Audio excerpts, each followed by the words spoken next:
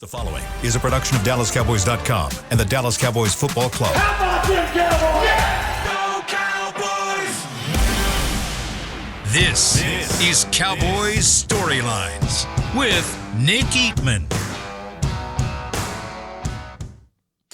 What's up? It's time for Cowboys Storyline. I'm Nick Eatman here. It's Tuesday, October 3rd, and it's that 49ers week. It's that game you guys have been talking about for a long time.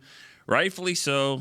I did my best to kind of try to hit the brakes, but and I think there was some reason for that. I mean, you didn't want to look too far ahead because you had games that you had to win. I thought for the longest time when I was hearing people say, what's the next test? Is the 49ers the toughest test? I thought the toughest test was to get to 4-0, and they didn't make it. They didn't get there. So that was a little test along the way. And, you got tests, you got quizzes, you got pop quizzes, you got things like that. But you know what kind of test you're going to have here against the 49ers. This is the team that's ended your season the last 2 years. They look better than they looked before in those 2 seasons. So this is going to be an outstanding challenge and one that we'll see if the Cowboys are ready for. And then the whole world's going to watch it, I would imagine. On Monday or Tuesday of next week, you're going to get emails, or we're going to get emails and stories that the Cowboys 49ers was the most watched game in since whatever time. I mean, this is just one that I think everybody wants to see. And it's always a great matchup. Cowboys and 49ers. It's got history. It's got some drama. It's got some chippiness now. The 49ers they brought it to the Cowboys last year. They tried to play the mind games with the kicker and all that kind of stuff. And I think Cowboys will be ready for it as well. All right, we got some callers already on the line. You guys know the drill now. 888-855-2297. There's storylines when it comes to injuries. Things are trending up, I think, for the Cowboys. Not a lot of major injuries at all. Looks like Tyron Smith might have a chance to play this game. Rico Dowdle banged up some with a hip injury. Maybe he might be able to play, but I would imagine that he might need a couple of games. I would think Malik Davis could be an option there from the practice squad if they want to go that route. But for the most part, I think the Cowboys are looking pretty good from an injury front. I would think Micah Parsons and Zach Martin both could be limited in Wednesday's practice, but they'll be ready to roll. All right, the callers are ready to roll. Let's start it off. Devin in Houston. Devin, you're number one. Let's go. How's it going, Nick? Good, man. Just want to say I appreciate everything you do. I'm super glad you got your own show, although I missed you on the break. I always find myself agreeing with you on there, but I really love your new show, man. Appreciate that. Thank you so much. I got one comment and then one question. My comment is just that I love that you always stick up for Dak. I'm so tired of all these fickle Cowboys fans who make us look like we don't have any football IQ. Anytime Dak makes a mistake, they want to replace him, but they don't know for who, and they don't realize how hard it is to find a franchise quarterback. Mm-hmm. And, just look at the amount of first-round picks that are busts with quarterbacks and, all these people who get contracts and they never play good. But Dak is good. So I just wanted to say that I appreciate that you kind of stick up for him and help the fans to stay calm. Well, I appreciate that. And I have a comment on that as well. But I know you have another question. Yeah, my question is not related to the San Francisco game. Hope that's allowed. But I thought it was kind of a fun question, and I thought you'd be the perfect person to ask. All right. If you could make any Cowboys player on this roster 5 years younger right now, and they also lose 5 years of experience, right? But if you can make any Cowboys player on this roster 5 years younger right now, who would it be? Who would yours be? I'm really struggling between Tyron Smith and Stephon Gilmore. That's a good one. Yeah. Thanks for the call, Devin. So you lose 5 years of experience, but you also lose in 5 years of the wear and tear as well. That's pretty good. If you would ask me last year, I might have said Zeke, just because of the type of runner that you would get. That's a good one. Tyron Smith's the first guy that came to my mind because he can lose 5 years of experience. He was really good 5 years ago, too. He's making all pros. Stephon Gilmore, with Diggs' injury, That's a pretty good one too, because when he was playing, he might have won Defensive Player of the Year 5 years ago. I'm not exactly sure. It might have been 2018, but like that's a really good one. Great question. Never heard that one before. Never heard it presented that way. So I really like it. Let me think about that. And callers, if you guys call in and you want to chime in as well, Tyron Smith would be the leader in the clubhouse for me right now. Just a left tackle that was that can play at a very, very high level. That would be one that I would think of right there. All right, let's go to and also what he said about Dak. The thing is that I don't want to say I'm always sticking up for Dak. I think there's some callers that would probably come in and say that that's not the case. But it's like owning a house, okay? Like something happens in the garage, in the attic, something happens that you don't like. You don't just go sell the house. They're like, oh, well, we got to move now. I mean, like if it's that, and that's kind of the way it is. Every time something happens, like, well, he's not the guy and you got to move on.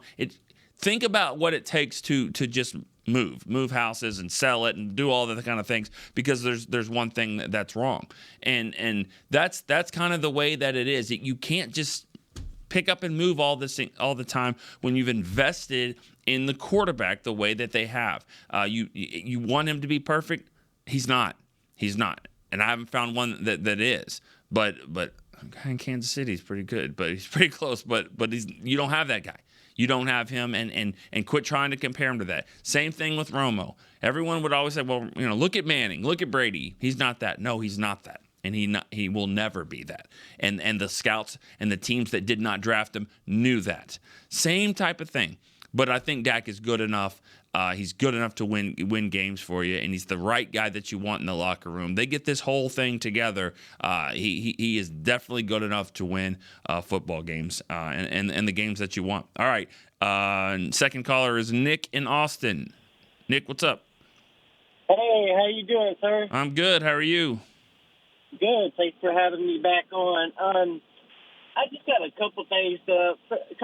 Number one, off the top, from hearing what you just said, Dallas is not going to move on from Dak. He's going to be here a long time, so fans just need to get on board with that. But number one, with the offense, I want to ask is, I don't know all the terminology like you do, but don't you think, and maybe they'll do it further in the season, they haven't really done any RPOs. I've seen lots of times where Dak will hand the ball out to the running back, and he, rolls out. And if he had just held onto the ball, he had a wide-open field. Yeah. Yeah, I think. And then. Yeah. Yeah. Go ahead. I'm sorry. And then number two, defense. I think they're great as long as we can, I think just, McCaffrey. If we can hold McCaffrey in the running game down, then I think we got a real chance. Yeah. Well, thanks for the call. Easier said than done with holding him down, and that's, that was been my big, all off season. All I could think about for this team was, why they lost to the 49ers, and you've heard it, you've heard me say it. Is that they just didn't have the weapons on offense. They didn't have enough guys to go to. It's like basketball. You know who your shooter is, but you need 3 or 4 other guys, because on any given night, you can't hold everybody down. They're not all going to have off nights, and that's kind of the way I look at the 49ers. I mean, Debo's doing his thing, McCaffrey's doing his thing, and if not, then Ayuk does this, and then you got Kittle, and you got to deal with. I mean, then you got, and they've added other guys too on the other side. I mean, that's the way that they are, and then on top of that, their defense is nasty on the other side. And I think the Cowboys needed to get to that point where they have more options too. And I think that's where, signing Tony Pollard again, getting Brandon Cooks along with CD, Gallup can be a weapon. He can be. They don't really have that so much from the tight end, but I think Jake Ferguson is kind of evolving into that as well. But it just comes down to weapons. And then Dak can be one, like the caller said on the RPOs. I mean, I do think that there's some yards on the table that he's leaving in the red zone there, and I think those run pass options is something that he has to look at and make sure that they kind of get going with that. All right, let's roll to the text line. We've got one from Joe in Montrose, Pennsylvania. He says, I think Leighton and Damone Clark need to have the game of their lives this week to beat San Francisco. Does Malik Davis get most of Dowdle's carries if Rico is out? I think he does. I think that's a natural move, because not only that, but Malik Davis is a really good special teams player, and you need that backup running back to be that guy.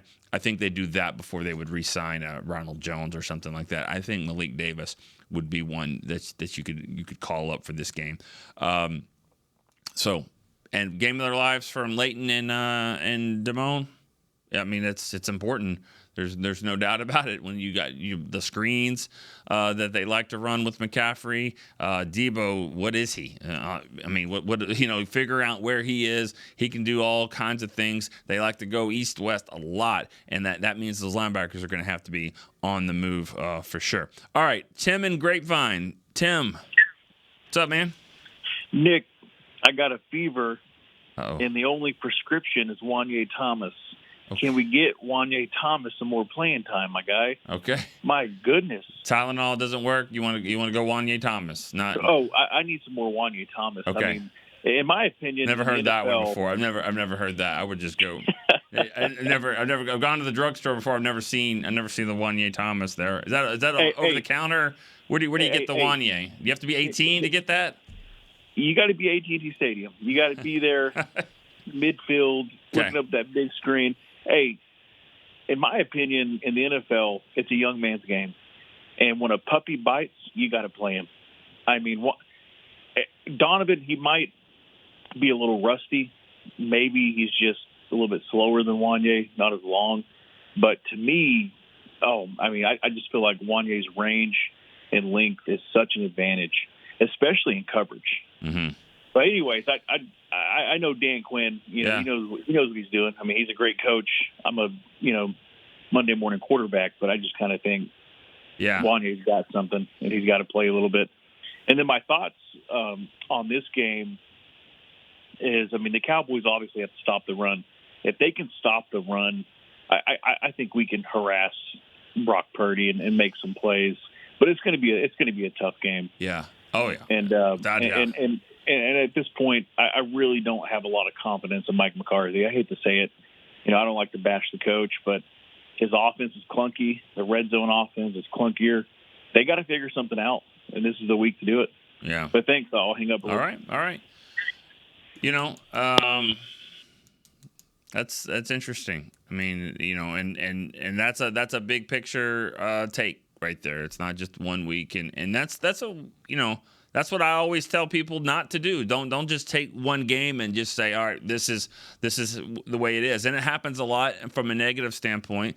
So, Tim, I appreciate the fact that, McCarthy's coming off a game where they had a great coaching week.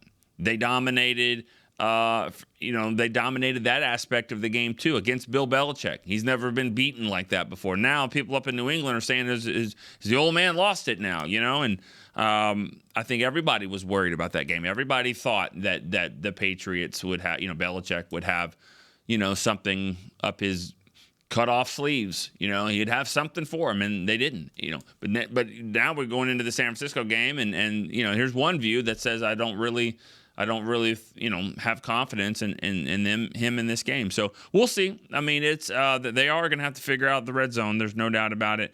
Wanye Thomas having to play or getting to play more. I mean, I think that would be good if he could do that. But again, Donovan Wilson has been a really good player for Dan Quinn's defense. When he's coming back from his injury, and I think. He's a playmaker too. And you said when puppies bite like Wanye, okay, but Donovan's a dog too. So you got to figure out how to who you want to play in a game like this. Because I can promise you this, puppies aren't going to win against the 49ers. And I'm not saying that about Wanye, but that's your analogy, so I'm going with it. That's not what's going to win. You need dogs. You need lions, wolves, all that good stuff. All right.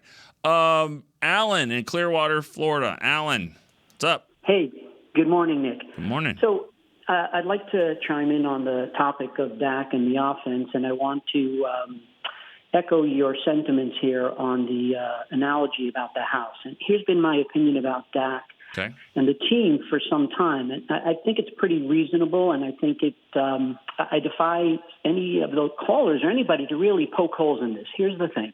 Everybody agrees, all Cowboy Nation agrees, and even the country, that this team is talented enough to win everything. We have the talent. And everybody also recognizes that Dak Prescott, he's not a Patrick Mahomes, but he won. The example that we always give is the Tampa playoff game last year, and there have been other games. Dak Prescott is certainly good enough to win championships. The league has proven there's not just one way to win Super Bowls. If we go back to that Baltimore team that beat the Giants, I think it was Brad Johnson or some very mediocre quarterback with good defense and Dilfer. Playing, right. Yeah. That's right. Okay. But you're right. Brad Johnson won one too for the Bucks. So yeah, you're right. Okay. So here's my perspective on this. The issue is it's all about coaching, and it is about the coaches putting their players in the position to win these games.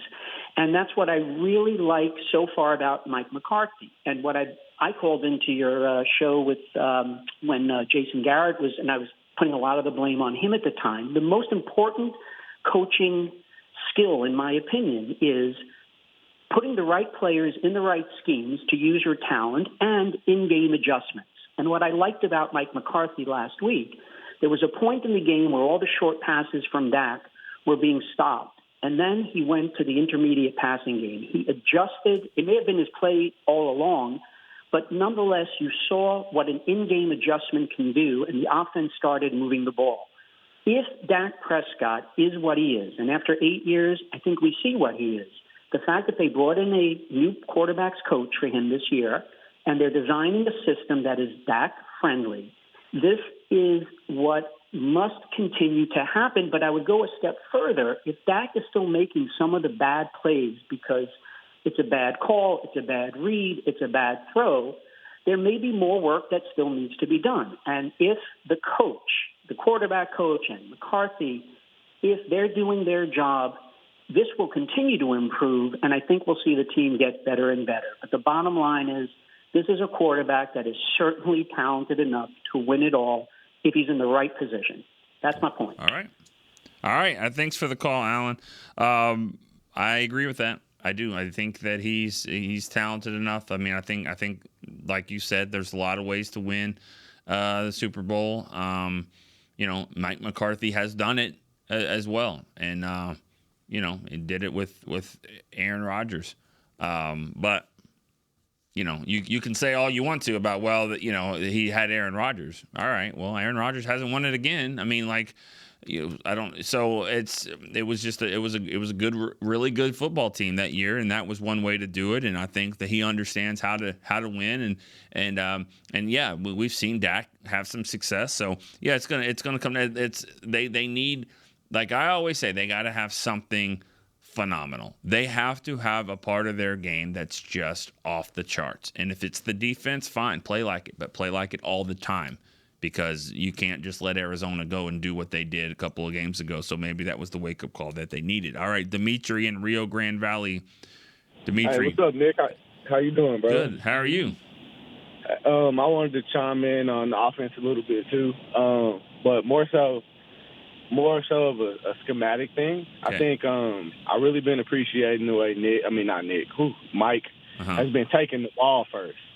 You like that? And the reason I do is because I think the way that this team is structured, and I think this week we'll see it, I think Dak Prescott gets a lot of unfair scrutiny, right? Obviously, because he has a star on his helmet. Uh-huh. That's the same guy that's had the number one offense probably, 2 or 3 times out of the last 5 years. I think he can spin it, and I think if we needed him, like we had Kellen Moore, we'd score 40 points a game like we did last year. Like, yeah. I mean, if we played that way, right? I think ultimately, though, when we go up 3, because we're moving the ball on everyone. Yeah, we're struggling in the red zone, right? But we're moving the ball up and down the field at will. I'd almost like to see Brock Purdy have to play from behind. And I think that is where we're having these blowout wins. Yeah. Because if we get up 10, 7 points, and you go 3 and out, and the Cowboys kick a field goal, and it's 10-0, and then we hold it because we're winning the time of possession too. If you can hold that, and then we go into halftime and it's 13-3 or something like that, I think quarterbacks now we're allowing the best part of our team, which is our pass rush, our front 7, to create havoc, and then that leads to Deron Bland catching picks. That leads to turnovers, strip sacks, and then the game gets stretched out. Now we're winning the field position, and I really like the fact that Mike takes the ball first, and I wanted to poke your brain about that. What do you think about that? I like it when the Cowboys have the ball, and then in the start of the third quarter, I don't like it because the Cowboys don't have the ball. Personally, in this game, I think all games are different. This particular game, I would not. I would defer. I would play defense first. And the reason why is, as I think the big question mark, there's a lot of question marks about this game, but I want to see how the Cowboys can stop the 49ers. I want to see if this defense can stop all those weapons that they've got over there. And I think that's what I would want to see first. Also, the whole elements of the game. If you've been to an NFL game and you sitting in your in the stands, and right when the kickoff is going on, it is a frenzy, okay? Especially a night game that they've been all day in the parking lot. Everybody waiting to go.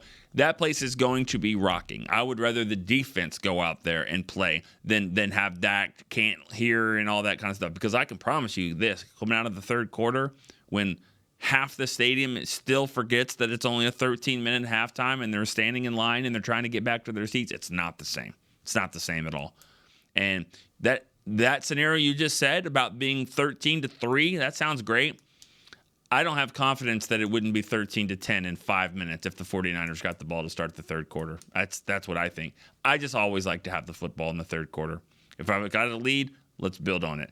If I'm down, got to get back in it. I just like having the ball in the third quarter. But there's different ways to do it, and I kind of appreciate the fact that some weeks McCarthy changes it up.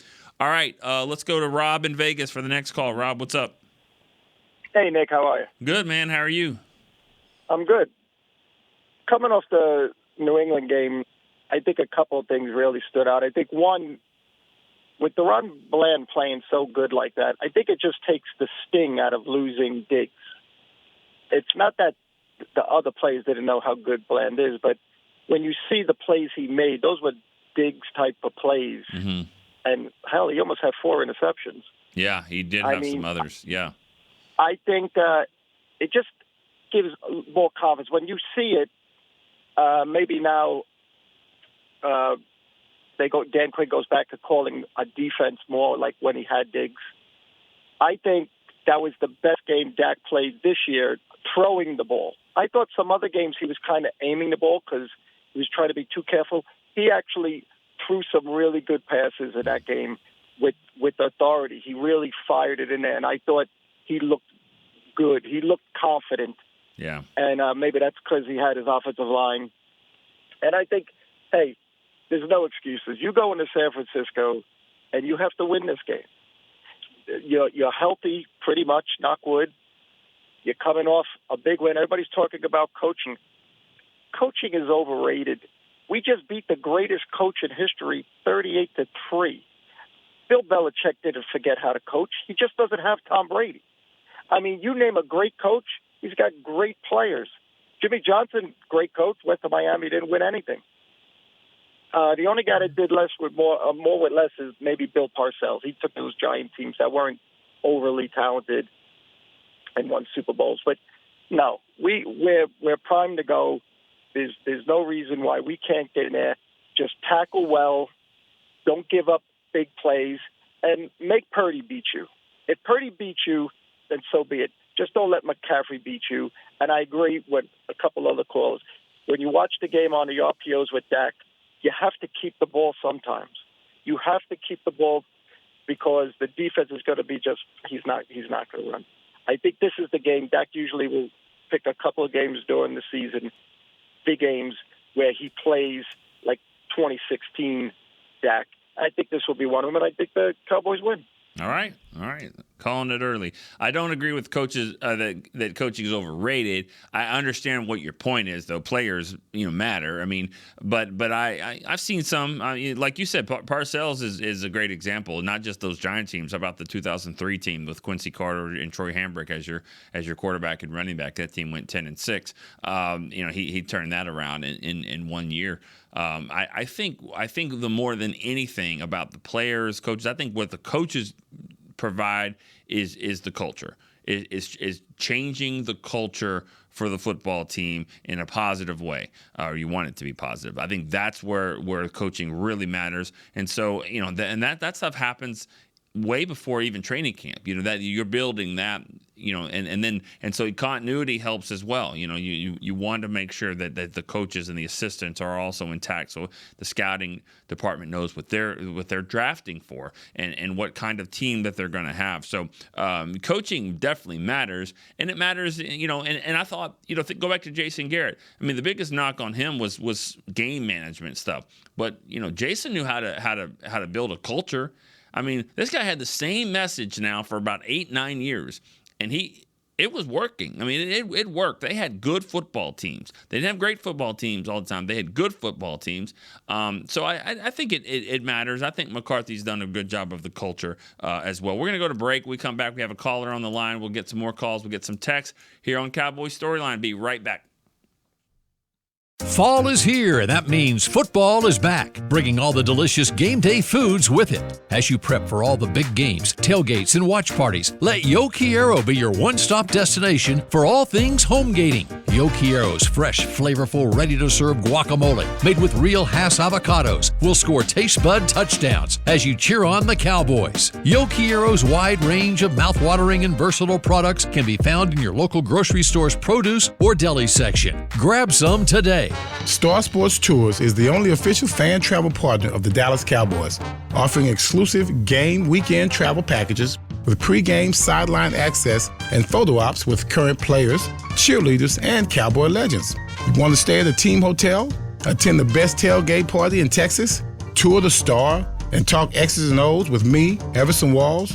With Star Sports Tours, you can. Visit cowboystravel.com to book your travel package today. SeatGeek has your back no matter what kind of Cowboys fan you are. So whether you're a diehard fan or a don't really care fan, a we got 'em next time fan or we'll never win again fan, a here for the tailgate fan or a first one through the gates fan, SeatGeek not only makes buying and selling tickets easier than ever before, they made just about everything else easier too. So whether you're a here every week fan or haven't been here in years fan, SeatGeek has you covered. Download the SeatGeek app today. SeatGeek, your ticket to great Dallas Cowboys seats. How's Wingstop sound?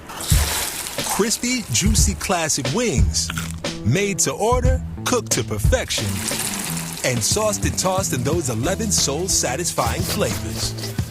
Paired with hand-cut seasoned fries, house-made honey mustard, blue cheese, or signature Wingstop ranch. And, of course, spicy Cajun fried corn. I think you've heard enough. Get your flavor delivered at wingstop.com.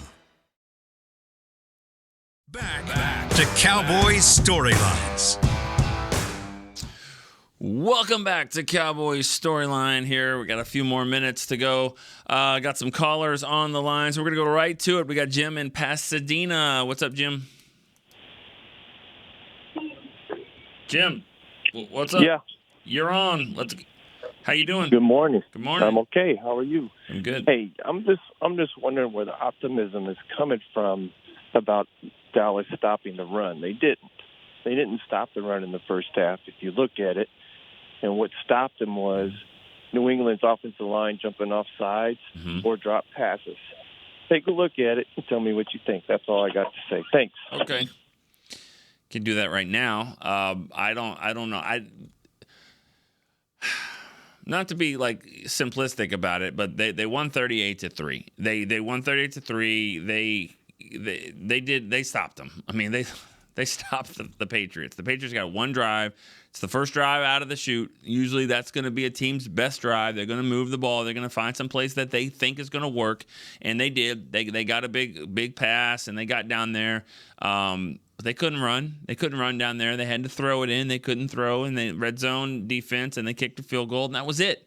That was it. They didn't do anything else the rest of the game. So I don't have to go back and watch that game and say, well, maybe they did. I mean, that it all factors in. It all factors in. If they could really run the football, they would have, and they couldn't. They're not going to put that game on Mac Jones. They know that going in. The goal is to run. That's why they signed Zeke. That's why they added him with Stevenson. They wanted to have that kind of 1-2 punch. It didn't work. I don't think that, I mean, yeah, they might have hurt themselves with penalties and all that stuff, but they played 60 minutes of football, and they didn't run the football. So I thought the Cowboys did stop the run. But does that matter? This is a different animal. This is a different animal coming up against the 49ers. They've stopped the run in certain games. They had the Giants couldn't do anything. The Jets couldn't do anything. The Cardinals did. The Cardinals had a really good game plan, and they took it to them. The goal for the Patriots was to run the football. They did not. They scored 3 points. So I think the Cowboys did stop the run. Does that mean they're going to stop it against the 49ers? Not exactly. Different, like I said, different animal, different beast. All right, Chris in Mississippi. What's up, Chris? Man, I'm going to tell you what. Did you have anything to do with them playing that song just then? Playing what song? Oh, Chris thinks I didn't hear it. Did he just play a song for me? Yeah, he played Stampede. Man, I want to say this. I think that Cowboy fans need to calm down and stop living in the past and enjoy the future, because this is a different team. Yeah. And from what I saw from the Eagles last Sunday, dude, if we played defense the way we played against, the 3 of the 4 games we played all year, we are going to curb stomp them. And I'm just going on and predicting it. And I was mainly calling to tell you thank you for not playing that old antiquated junk that Bill and Mickey dug up. And then Chris goes and plays it after I tell him I hate that song. I told him he needed to make a new one. So I think he played it in the break. I think he played it in the break. I played it in the breaks because he's never heard the song. Because I don't know what you're talking about. So he played it, and I was like, oh, okay, cool. Don't ever play that on my Chris. show. Thank you.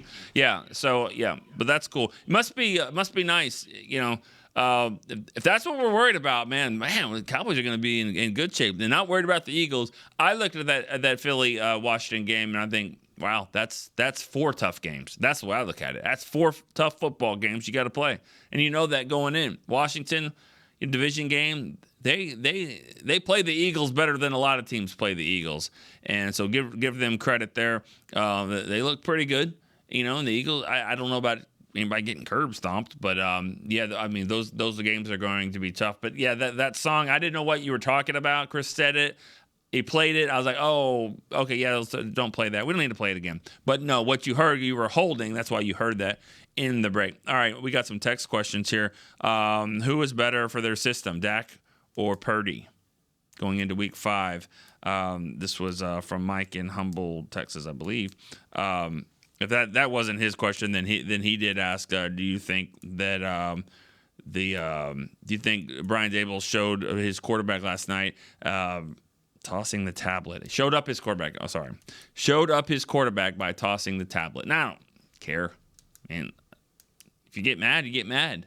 I mean, this isn't baseball where you have those unwritten rules. I mean, well, why wouldn't you be upset when your quarterback throws a pick 6 like that? I mean, I don't believe in all that showing up the quarterback. I mean, this is football. It's an emotional game. It's emotional for the players, for the fans, for the coaches. So you get mad and you throw your I mean, what are you mad about? Are you mad at him? You mad at the play call? You mad at the offensive coordinator? You mad that that they signed him? I mean, what are you mad about? I mean, I don't. You don't know that, but yeah, I mean, this guy. This is not Giants, storyline here, but I'm just saying. This guy comes in just like I said about coaching. Try to build the the culture. Try to say, hey, we're going to be a tough-minded football team, and it starts with your head coach. And so if your head coach sits there, doesn't show emotion, then what do you got? So, well, I mean, you could say Tom Landry. I mean, but everybody's different. But I'm just saying, no, I don't fault the guy for doing that. All right, let's go to and also about the question, Dak and Purdy for the system. I mean, Purdy. I mean, yeah, Purdy fits their system better than any quarterback probably fits any system. Purdy would be number one against anybody because I mean that is you can make the case for against Patrick Mahomes when you're talking about a player that fits the system. This is not normal. It's not normal for a guy to be a rookie, the last pick of the draft at Iowa State, and to come in and lead your team to the championship game, and your injury might have been the reason you didn't go to the Super Bowl. That's unheard of. That's just not normal. And it is a system. He comes in, he's perfect for that system. So yeah, that's a really I would say Purdy, and I don't think that's a fault at anybody because what he's doing is just not normal for the NFL. All right, Bruce in Houston's our next caller. Bruce, what's up, man? Hey, Nick. What's How's up? it going, buddy? Thanks for taking my call. No problem. I was really impressed with the game last week. Because I was excited to see what Dallas would do in response to that Arizona game, and obviously we saw what they did. Good response. So this is going to be a great test.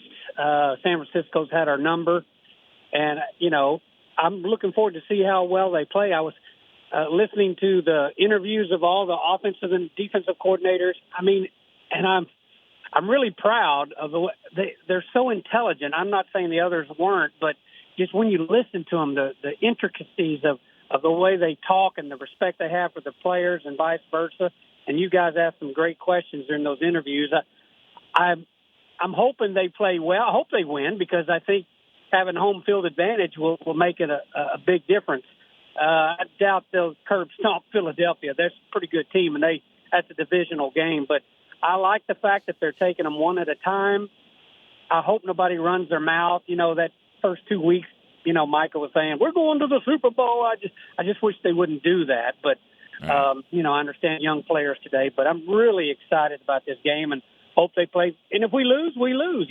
Then we still got some work to do. But I think that litmus test of New England, yeah, they were hurting, but it was a good test. Bill Belichick's a great coach. But, man, when they play like that as a team, and I'm not so concerned with the red zone. I know we've been talking about it all week, but, I mean, it's execution. What I see, the plays are great, and the receivers have been open. They've just had some drop balls, and running each other doesn't help. But wonderful show, Nick. Have a great week. Thank you. Thanks, Bruce.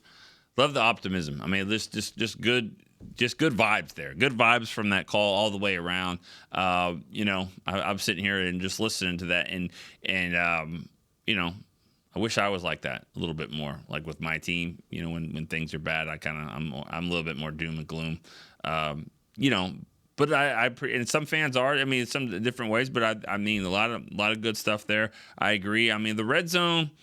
I think it's we've seen enough now to know that this is it's a problem. I think that they have to. They're going to try to find different ways. One thing that I just looked at in the game Sunday, went back and just kind of looked at those plays, and it seems to me that maybe they could spread out a lot more.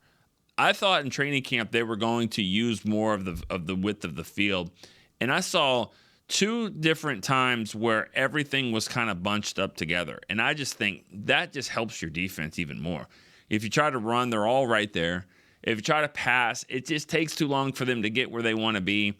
I think spreading them out just allows you more opportunity to do different things, and we'll see. We'll see if that's one thing. I'm definitely not a coach, but that I'm always about spreading them out because I just think that it's tougher. You're not going deep, so might as well use as much field as you can, and so if you can't go long, why not go side to side a little bit more? I just think some of the alignments could be spread out. That's just one take there. All right, let's go to some text questions here. I think the lines are open for a couple more minutes here if you want to jump in. But we have a text question here from a 940 number. He said, could we possibly see more fullback involvement in goal line situations now? Well, Hunter Luepke did score a touchdown, and so he ran the ball, but that really wasn't from the fullback spot. If I remember correctly, that was just from he was the one back there. I think having him out there, I could see him, as a lead blocker. I could see him, there's times where he might get the football. So they're going to use him. I mean, it's like I said with him, the analogy that I said, was it last week or 2 weeks ago? He's like the guy in the weight room. He's starting out. You don't know what you can do. You give him a little bit. Now you're starting to throw some more. Now you're putting the 45s on there. Now you see everything that they've given Hunter Luepke, he's throwing it up. I mean, he's doing it. He's doing everything that you want him to do. You see him catch the ball. You see him run the ball for a touchdown. You see him as a lead blocker. You've seen him on special teams. I mean, what a great find he's been so far. The light bulb it took a little bit of camp. It took some of the preseason games. I'll be honest, that last preseason game, I didn't have him on the team. I don't think the Cowboys had him on the team. I think they had him on a spot where let's keep developing him. Let's put him probably on the practice squad. But he goes out and he has a really good game and he shows you a lot of skills that he can do and he was comfortable. So then it's like, all right, let's keep him now. And now it's just one thing after the other, to the point where you think maybe, he might be able to be a difference maker. He might be somebody that can solve some of your red zone issues. But I think it has to be him doing a lot of different things. Just the threat of him. Is he the blocker? Does he run the ball? Can he catch it out of the backfield? I don't want to call him, number 48 there, Moose. I'm not saying that. But I just mean that's what he became in his career, somebody that could do a lot of different things. All right. Text message questions, and this is the second guy that's asked. Stanley from North Carolina. I apologize for not having. This is the second guy that's asked about Trey Lance being someone that could help with insight this week. I think it's overrated. Will Grier was supposed to help with all these hand signals. That was supposed to be a big deal. Will Grier with the Patriots helping with hand signals. I think he got fired from that job. I'm sure if that was his job. I just don't think that matters. I really don't. I don't think that Trey Lance can help that much with the defense on what they try to do. It could be a couple things here and there, but you got to remember how good Kyle Shanahan is with the 49ers. They're good. They do a really good job. They're very well coached. They're going to mix it up more than Trey Lance sitting over there saying, watch for this, watch for that. If it happens, so be it. But I don't think it's something that goes on a whole lot in the NFL. We got another text question here. David in San Antonio said Jalen Tolbert really stepping up more as the season goes on. What do you think that his ceiling is? Could he be a difference maker? I think his ceiling is it can be a lot higher than this. I mean, he has a chance to really be. I mean, his ceiling is to probably be the second or third receiver on this team, maybe next year. Probably, I could see him being the third receiver just to see how it all shakes out. But I mean, he was really good. I mean, he's playing with confidence. He showed his speed, and also special teams. If anything, he's got a spot to be a fourth receiver. A fourth receiver, because a fourth receiver does exactly what he did in that game. Catch a few passes, get in there on the outside, make some plays. Also, you're a special teams gunner. He went down there and made that was a difference maker. That play was huge. The way he fought through stuff, went down there, made the tackle. The easiest thing to do for a receiver of those gunners is to run down the field fast.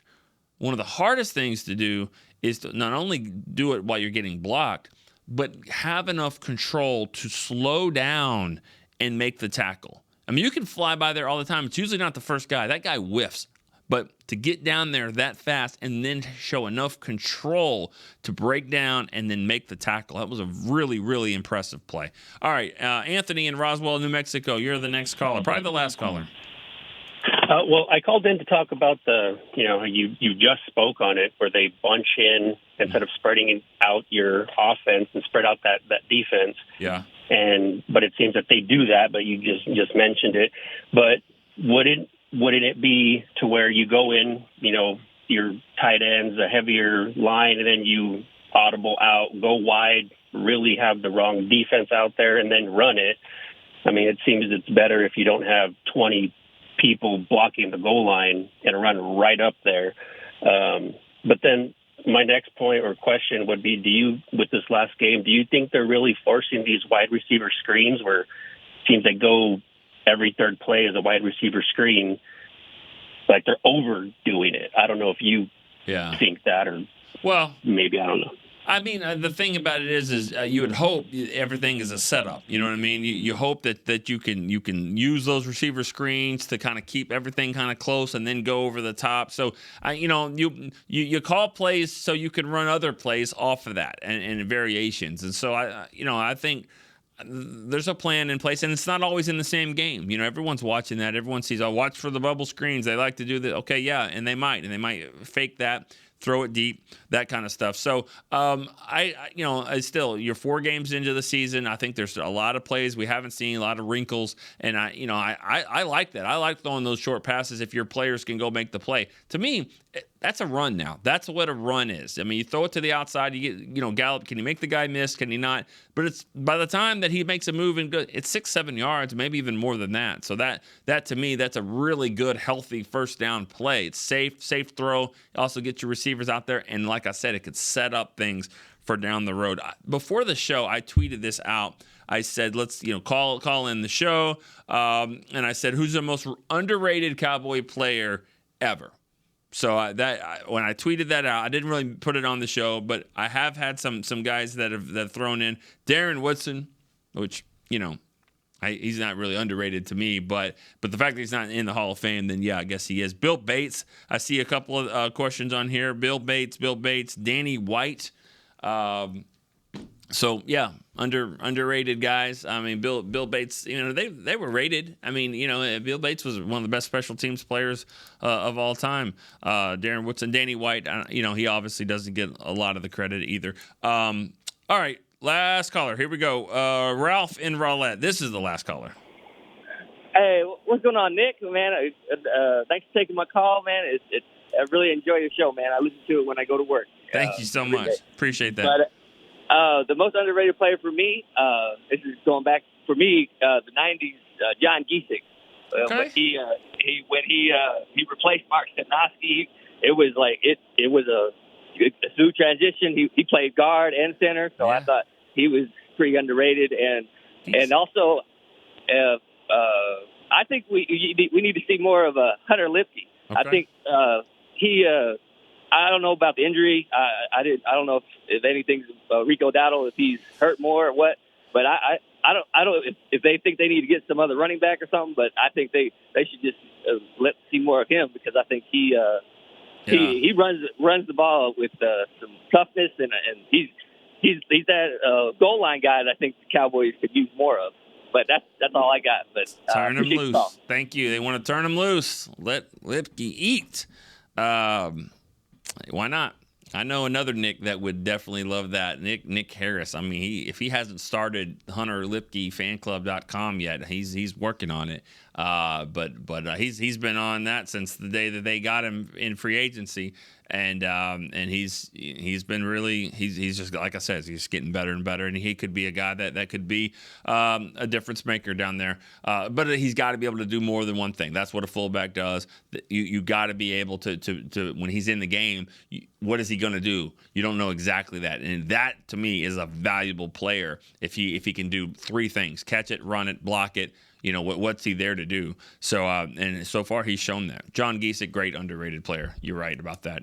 Not many people, remember him. He's not the guy that gets mentioned in those offensive lines, but he certainly was a quality player, and you got to have those glue guys like that can do different things. They don't worry about the credit. They just go up there and get the job done.